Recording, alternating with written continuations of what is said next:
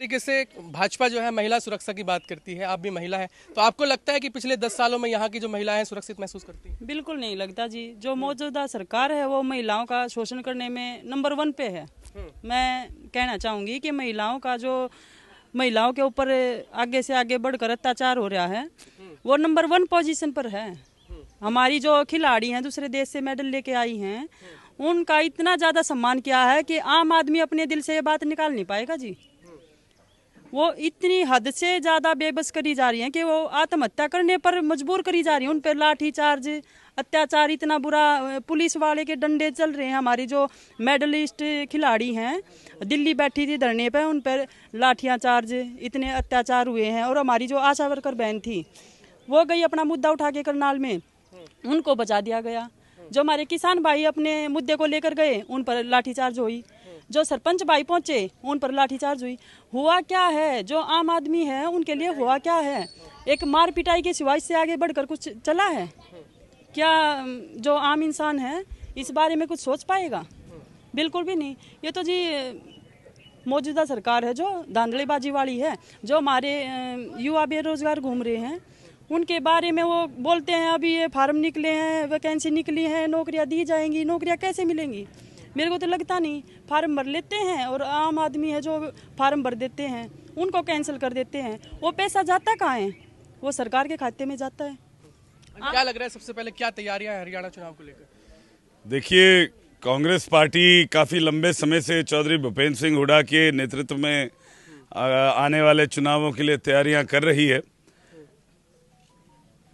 तैयारी तो हमने करी है, परंतु जो जन समूह आप यहाँ देख रहे हैं, जो हुजूम यहाँ आप देख रहे हैं, वो इस बात का प्रमाण देता है कि लोगों ने हमारी तैयारियों से पहले ही मन बना रखा है। उसका कारण 10 साल का विश्वासघात, उसका कारण 10 साल की नज़रअंदाजगी, उसका कारण हमारी बहन बेटियों के जिस प्रकार से जो देश के लिए गौरव लेके आई थी उनका तिरस्कार किया गया। सड़क पे उनको घसीट के उनके चेहरों पे एड़ियाँ रखी गई। ये गौरव किसी एक आदमी का नहीं था, ये संपूर्ण देश के लिए गौरव लेके आई थी, परंतु उनका तिरस्कार किया गया। उसी प्रकार से दिल्ली की सरहद पे किसान बैठे थे, 700 की तादाद में वो शहादत दी, उससे अधिक तादाद में शहादत दी। और आपने देखा जब वो शहादत दे रहे थे, हम तो उनको सलाम कर रहे थे। हरियाणा, पंजाब, इस देश की जनता उनको सलाम कर रही थी और भाजपाई उनका तिरस्कार कर रहे थे, उनको नामांकन कर रहे थे। कभी उनको ड्रग डीलर बुला रहे थे, कभी उनको खालिस्तानी बुला रहे थे। और आज तक आपने देखा, अभी हाल ही में कुछ दिन पहले 2 भाजपाई एमपीओ ने जिस प्रकार से उस शहादत का तिरस्कार किया है, आप देखेंगे आने वाले समय में भाजपा को इसका खामियाजा भुगतना पड़ेगा। 10 साल पहले हमारे नौजवान भाई यहाँ एकत्रित थे, इनको वादा किया गया था कि 2 करोड़ नौकरियां प्रतिवर्ष देंगे, बाद में उसको जुमला करार कर दिया गया। आपके सामने संपूर्ण स्थिति प्रत्यक्ष हो चुकी है। आज भाजपाइयों की हरियाणा में और आने वाले समय में इस पूरे संपूर्ण देश में कोई जगह नहीं है, क्योंकि जैसा कि मैं हमेशा कहता हूं, ये सामान्य चुनाव नहीं है, ये कांग्रेस बीजेपी का चुनाव नहीं है, ये वो चुनाव है, ये इस देश के बुनियादी सबूतों पे, जिन बुनियादी मुद्दों पे इस देश की स्थापना करी गई थी, उनका तिरस्कार जो हुआ है, ये उसका चुनाव है। और आप देखेंगे आने वाले समय में भाजपा को हरियाणा में इस प्रकार की पछाड़ मिलेगी कि वो भी ऐतिहासिक होगी। लेकिन भाजपा के जो मुख्यमंत्री वो तो लगातार दावे कर रहे हैं कि इस बार फिर से हैट्रिक मार रहे हैं। जिस तरीके से भाजपा ने विकास किया है, क्या आपको लगता है कि जो पिछले 10 साल है भाजपा ने कुछ विकास किया है? अगर आप पुरखास आए हैं और गन्नौर से आए हैं, आप कहाँ से हैं? दिल्ली से। तो दिल्ली से आप यहाँ जब पहुँचे हैं तो आप गन्नौर के थ्रू आए होंगे। सड़कों की जो स्थिति है, फिर उसके आगे आप शेखपुरा पहुँचे होंगे। शेखपुरा मौके के विधायक का गांव है, जो वहाँ सड़कों की स्थिति है, नालों की स्थिति है, जोड़ों की स्थिति है, और फिर आप घुसे हैं पुरखास में, जो यहाँ परिस्थिति बनी हुई है। देखिए, आपको एक बात समझनी पड़ेगी, विकास कोई अंजाम नहीं होता है। ये नहीं है आप पॉइंट ए से पॉइंट बी पे चले गए और आपने बोला विकास हो गया। ये एक निरंतर चलती हुई प्रतिक्रिया है और भाजपा ने उस विकास को बिल्कुल खो दिया है, उस प्रतिक्रिया से हाथ उठा लिए हैं और आज आप देख रहे हैं 10 साल पहले जिस सूरत में हम गन्नौर को छोड़ के गए थे, आज उस सूरत को सिकोड़ के उसको धरती पर दबा दिया गया है। आप देखेंगे आने वाले समय में भाजपा को इसका खामियाजा क्या मुद्दे रहेंगे, किन मुद्दों को लेकर आप, विकास के मुद्दों को लेकर किन मुद्दों को लेकर आप चुनाव लड़ेंगे? बार बार कांग्रेस पार्टी ने कहा है, मैंने अभी आपको भी बताया कि ये चुनाव विश्वासघात के जो विरुद्ध आवाज उठाई जा रही है उसका चुनाव है। 10 साल पहले आपको वादा किया गया था 2 करोड़ नौकरियां प्रतिवर्ष दी जाएंगी, उसको जुमला करार कर दिया गया। 10 साल पहले गरीब भाइयों को ये वादा किया गया था कि जो आर्थिक व सामाजिक दायरों पर रहते हैं उनको प्लॉट दिए जाएंगे, 2 लाख रुपए घर बनाने की धनराशि दी जाएगी। क्या किसी को मिली जी? किसी गरीब भाई को मिला प्लॉट? प्लॉट कांग्रेस नहीं दिए थे ना। किसी को घर बनाने की धनराशि मिली? 10 साल पहले आपको वादा किया गया था कि 15-15 लाख रुपए दिए जाएंगे, वो भी जुमला करार कर दिया गया। जो जगह हमारी तिजोरियों में 15 लाख की गड्डियों ने घेरनी थी, वो जगह सरकारी दस्तावेज सबके घर में इतने इतने इकट्ठे हो गए। आप गोल गोल पोर्टलों के चक्कर काटते रहते हैं। यहाँ जीने का पोर्टल है, यहाँ मरने का पोर्टल है, यहाँ फसल का पोर्टल है, यहाँ खाद का पोर्टल है, हर चीज का तो पोर्टल बना दिया है और इस चक्रव्यूह में हमारे भविष्य को अंधकार में झोंक दिया। लेकिन आपके यहाँ के जो मुख्यमंत्री वो तो कहते हैं कि यहाँ असली विकास हुआ है, किसानों के हित में काम हुआ है, महिला सुरक्षित हुई है, विकास हुआ है, रोड बने हैं। 10 साल पहले चौधरी भूपेंद्र सिंह हुड्डा की सरकार थी। आप लोग किसान हैं, क्या दाम मिला करता था? 4000 के ऊपर था ना जीरी का दाम।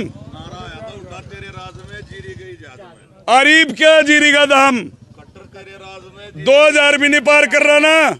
एमएसपी के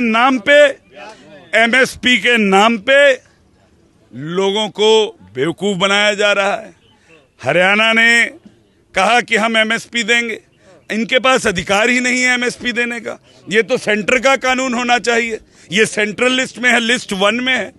आपके कॉन्स्टिट्यूशन में, आपके देश के संविधान में 3 लिस्टें हैं। लिस्ट 1 पे सेंटर कानून बनाती है, लिस्ट 2 पे स्टेट कानून बनाता है, लिस्ट 3 पे सेंटर और स्टेट दोनों कानून बना सकते हैं। एमएसपी का मुद्दा लिस्ट 1 का मुद्दा है, स्टेट को कोई इख्तियार ही नहीं है। और आप देख रहे हैं जो इन्होंने आपको झूठा दिलासा दिया है, क्या सबको एमएसपी मिला? किसी को मिला? कहने को एमएसपी है, उससे ज्यादा कुछ नहीं है। आखिरी सवाल, उसी प्रकार से जैसे 75% रोजगार का कानून पारित करा था हरियाणा की विधानसभा में, आज अगर आप इंडस्ट्रियल एरिया में जाते हैं तो हमारे नौजवानों को कोई रोजगार पे रखता है? सारे बाहर के हैं ना। वो तो कह रहे हैं आत्मनिर्भर लेकर आ रहे हैं युवाओं के लिए। देखिए, ये इस प्रकार के शब्द बीजेपी ने बहुत इस्तेमाल करे। स्किल इंडिया, हम स्किल इंडिया के तहत लोन देंगे। स्टार्टअप इंडिया, हम स्टार्टअप इंडिया के तहत लोन देंगे। इस प्रकार की गतिविधि बीजेपी ने आपके सामने रखी थी। क्या किसी को स्टार्टअप इंडिया का लोन मिला? क्या किसी को स्किल इंडिया का लोन मिला? किसी को भी नहीं मिला। आप देखेंगे ये सिर्फ शब्दों का इस्तेमाल है। आत्मनिर्भर तो तब होगे जब इस देश का सबसे गरीब आदमी, इस देश का किसान आत्मनिर्भर होगा। आत्मनिर्भर आप ऐसे नहीं होगे सिर्फ शब्दों के इस्तेमाल से। अगर इस बार सरकार बदलती है तो आप ऐसे क्या काम करेंगे जो कांग्रेस ने भाजपा ने 10 साल में नहीं? हम अपने नौजवान भाइयों को महसूस कराएंगे कि सरकार उनकी है। हम अपने नौजवान भाइयों को महसूस कराएंगे कि नौकरियां इस सरकार में उनकी हैं। आज 2 लाख सरकारी नौकरियां के स्थान रिक्त हैं। आज हमारे नौजवान भाइयों को इंडस्ट्रियल एरियाज में, फैक्ट्रियों में, कंपनियों में नौकरी नहीं मिल रही। हम अगर सत्ता में आते हैं तो किसान को उसका दाम देंगे। अगर हम सत्ता में आते हैं, हम नौजवान को रोजगार से जोड़ेंगे। अगर हम सत्ता में आते हैं तो जो आर्थिक व सामाजिक दायरों पर रहने वाले लोग हैं उनको सरकारी बैसाखी की आवश्यकता है। हम उस सरकारी बैसाखी को उन तक पहुंचाएंगे। आखिरी सवाल, जिस तरीके से कंगना ने किसानों को लेकर अभी जो बयान दिया हाल ही में, किसान बेल्ट है हरियाणा, उसको लेकर क्या कहेंगे? देखिए, मैंने आपको बताया था कि दिल्ली की सरहद पे हम तो शहादत दे रहे थे। हम वहाँ एकत्रित होकर सरकार से सवाल पूछ रहे थे कि हमें एमएसपी कब मिलेगा। हम सरकार से, हमने 12 पॉइंट्स रखे सरकार के सामने। हम वहाँ बैठे रहे, कोरोना काल था, इन्होंने हमारी बिजली काटी, इन्होंने हमारा पानी काटा। काटा की बिजली पानी की नहीं काटा? बिल्कुल काटा। तो जी हम तो वहाँ शहादत दे रहे थे और ये उसका तिरस्कार कर रहे हैं। जो मैडम कंगना ने, माननीय एमपी साहब ने जिस प्रकार की शब्दावली का इस्तेमाल किया है, मैं नहीं समझता कि एक इस देश के, उस देश के जिसको एक ज़माने में महात्मा गांधी ने अपने एक आह्वान पे समूचे देश के किसानों को एक सूत्र में पिरोया था, इंग्लिस्तानियों की पीठ तोड़ी थी, उनको वापस इंग्लैंड भेजा था। ये उस बुनियाद पे इस देश की स्थापना हुई थी। आज हमारे सांसद, बीजेपी के सांसद इस प्रकार की शब्दावली हमारे किसानों के विरुद्ध इस्तेमाल कर रहे हैं। मैं उसको दोहराना नहीं चाहता हूँ, परंतु ना तो उसका कोई आधार है, और आप देखेंगे कि हिमाचल से अगली बार हिमाचल का किसान कंगना रनौत को दिखाएगा कि वो कैसे सांसद बनेंगे। आखिरी सवाल आपसे लेना चाहूंगा, जिस तरीके से भाजपा दावे कर रही है जीत के, आपको लगता है कि हुड्डा जी उन पे भारी पड़ेंगे इस बार? हुड्डा जी बिल्कुल 36 बिरादरी की सरकार आ रही है, भाईचारा, अमन चैन और खुशहाली ला रही है। फिर से नंबर 1 हरियाणा होगा, इनसे पीछा छूटेगा। जय गौ माता की।